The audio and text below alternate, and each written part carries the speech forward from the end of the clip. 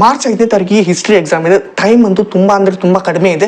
ಈ ಒಂದು ವಿಡಿಯೋದಲ್ಲಿ 5 ಮತ್ತು 10 ಅಂಕದ ಪ್ರಶ್ನೆ ಮಾಡಬೇಕಾಗಿರೋದು ಏನಂತಂದ್ರೆ ವಿಡಿಯೋನ ಕೊನೆ ತನಕ ನೋಡಿ, ನಿಮ್ಗೆ ತುಂಬಾ ಹೆಲ್ಪ್ ಆಗುತ್ತೆ. ನಾನು ರಾಹುಲ್ ಬಿಡ್ನಾಳ್, ನೀವು ನೋಡ್ತಾ ಇದ್ದೀರಾ ರಾಹುಲ್ ಬಿಡ್ನಾಳ್ ಚಾನಲ್ ಅನ್ನ ಸಬ್ಸ್ಕ್ರೈಬ್ ಮಾಡ್ಕೊಂಡು ವಿಡಿಯೋಗೆ ಒಂದು ಲೈಕ್ ಮಾಡಿ, ನಿಮ್ಮ ಸ್ನೇಹಿತರಿಗೂ ಈ ಒಂದು ವಿಡಿಯೋನ ಶೇರ್ ಮಾಡಿ. ನಡೀರಿ ವಿಡಿಯೋನ ಬೇಗ ಶುರು ಮಾಡೋಣ. ಟೈಮ್ ತುಂಬಾ ಕಡಿಮೆ ಇದೆ. ಕೊಟ್ಟಿರ್ತಕ್ಕಂಥ 5-10 ಕನ್ನಡ ಮೀಡಿಯಂ, ಇಂಗ್ಲಿಷ್ ಮೀಡಿಯಂ ಎರಡನ್ನ ಕರೆಕ್ಟ್ ಆಗಿ ಓದ್ಕೊಂಡ್ಬಿಡಿ. ನಡೀರಿ ವಿಡಿಯೋನ ಶುರು. Most important and expected questions ಅನ್ನ ನೋಡ್ತಾ ಹೋಗ್ತೀವಿ. 5 and 10 marks questions. ಓಕೆನಾ? ಇಲ್ಲಿ ನೋಡಿ, ಚೋಳರ ಗ್ರಾಮಾಡಳಿತವನ್ನು ವಿವರಿಸಿ. Explain the village administration of the Cholas.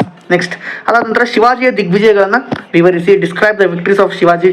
ಸ್ವಾಮಿ ವಿವೇಕಾನಂದರ ವ್ಯಕ್ತಿತ್ವವನ್ನು ಚರ್ಚಿಸಿ. Discuss the personality of Swami Vivekananda. ರಾಷ್ಟ್ರೀಯತೆ ಉದಯಕ್ಕೆ ಕಾರಣವಾದ ಅಂಶಗಳು.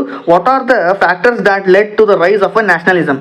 10 marks ಕ್ವೆಶನ್ ಅನ್ನ ನೋಡೋದಾದ್ರೆ, ಬುದ್ಧನ ಜೀವನ ಮತ್ತು ಬೋಧನೆಗಳನ್ನು ವಿವರಿಸಿ. ಫಿಕ್ಸ್ ಪ್ರಶ್ನೆ. ಅದಾದ ನಂತರ ಗುಪ್ತರ ಕಾಲವನ್ನು ಭಾರತದ ಇತಿಹಾಸದಲ್ಲಿ ಸುವರ್ಣ ಯುಗ ಅಂತ ಏಕೆ ಕರೀತಾರೆ, ವಿವರಿಸಿ. Why is the Gupta period called the golden age in Indian history, explain. Vijayanagara ಕಾಲದ ಧರ್ಮ, ಸಾಹಿತ್ಯ, ಕಲೆ ಹಾಗೂ ವಾಸ್ತುಶಿಲ್ಪವನ್ನು ಕುರಿತು ಬರೆಯಿರಿ. ಇಂಗ್ಲಿಷ್ ಕೊಟ್ಟಿದ್ದೀನಿ, ನೋಡ್ಕೊಂಬಿಡಿ. ಅದಾದ ನಂತರ ಸರ್ ಎಂ ವಿಶ್ವೇಶ್ವರಯ್ಯನವರನ್ನ ಆಧುನಿಕ ಮೈಸೂರಿನ ನಿರ್ಮಾತೃ ಕರೀತಾರೆ, ಏಕೆ, ವಿವರಿಸಿ. Sir M Visvesvaraya is builder of modern Mysore, analyse. ಆಯ್ತಾ? ದೃಷ್ಟಿ ವಿಕಲಚೇತನ ಅಕ್ಬರ್ನ ಜೀವನ ಮತ್ತು ಸಾಧನೆಯನ್ನ ವಿವರಿಸಿ. ಇದೊಂದು ಪ್ರಶ್ನೆ ಇದೆ, ಜಸ್ಟ್ ನೋಡ್ಕೊಂಡ್ಬಿಡಿ. ಅದಾದ ನಂತರ 5 ಅಂಕದ ಪ್ರಶ್ನೆಯಲ್ಲಿ ಇನ್ನೊಂದು ಸ್ವಲ್ಪ ನೋಡೋದಾದ್ರೆ, ಗಾಂಧಾರ್ ಕಲಾಶೈಲಿಯ ಮುಖ್ಯ ಲಕ್ಷಣಗಳನ್ನು ವಿವರಿಸಿ. ತಾಳಿಕೋಟಿ ಯುದ್ಧದ ಕಾರಣ, ಪರಿಣಾಮ ಮತ್ತು ಫಲಿತಾಂಶಗಳೇನು. ಬ್ರಿಟಿಷ್ ಒಂದಿಗೆ ಟಿಪ್ಪು ಸುಲ್ತಾನ ಹೋರಾಟವನ್ನು ಚರ್ಚಿಸಿ. Discuss the Tipu Sultan struggle with British. ಭಾರತೀಯ ಶಿಕ್ಷಣದ ಮೇಲೆ ಬ್ರಿಟಿಷ್ ಆಳ್ವಿಕೆ ಪ್ರಭಾವ ಬಗ್ಗೆ ಬರೆಯಿರಿ. Write about impact of a British rule on Indian education system. Hoysala ಶೈಲಿಯ ವಾಸ್ತುಶಿಲ್ಪದ ಪ್ರಮುಖ ಲಕ್ಷಣಗಳನ್ನು ವಿವರಿಸಿ. ಅಲ್ಲಾವುದ್ದೀನ್ ಖಿಲ್ಜಿಯ ಸುಧಾರಣೆಗಳನ್ನು ವಿಶ್ಲೇಷಿಸಿ. ನಿಮಗೊಂದು ಟಿಪ್ಸ್ ಹೇಳ್ತೀನಿ ಆಮೇಲೆ ಏನು ಮಾಡಬೇಕಂತ, ಅವಾಗ ನಿಮ್ಗೆ ಗೊತ್ತಾಗುತ್ತೆ. ಸೋರಿಕೆ ಸಿದ್ಧಾಂತದ ಬಗ್ಗೆ ಬರೆಯಿರಿ. ನೆಕ್ಸ್ಟ್ ಕರ್ನಾಟಕದ ಏಕೀಕರಣ ಚಳುವಳಿಯನ್ನು ಸಂಕ್ಷಿಪ್ತವಾಗಿ ವಿವರಿಸಿ. ಅಡಿಷನಲ್ ಕ್ವಶನ್ಸ್ ಅನ್ನ ಓದಲೇಬೇಕಾಗುತ್ತೆ. ಮತ್ತೆ ಏನಾದರೂ ಈ ಕ್ವಶನ್ಸ್ ಬಂದಿಲ್ಲ ಅಂತಂದ್ರೆ 1-2-3 ಕ್ವಶನ್ ಎಕ್ಸ್ಟ್ರಾ ಓದಬೇಕಾಗುತ್ತೆ. ಇದು ಆಲ್ರೆಡಿ ಹಿಂದಿನ ಸ್ಲೈಡಲ್ಲಿ ಹೇಳಿದ್ದೆ. 2ನೇ ಪುಲ್ಕೇಶಿ ಸಾಧನೆ, ಆರ್ಯರ ಇದನ್ನು ಹೇಳಿಬಿಟ್ಟಿದೆ, ಆಲ್ರೆಡಿ ಹೇಳಿದ್ದೇನಲ್ವಾ.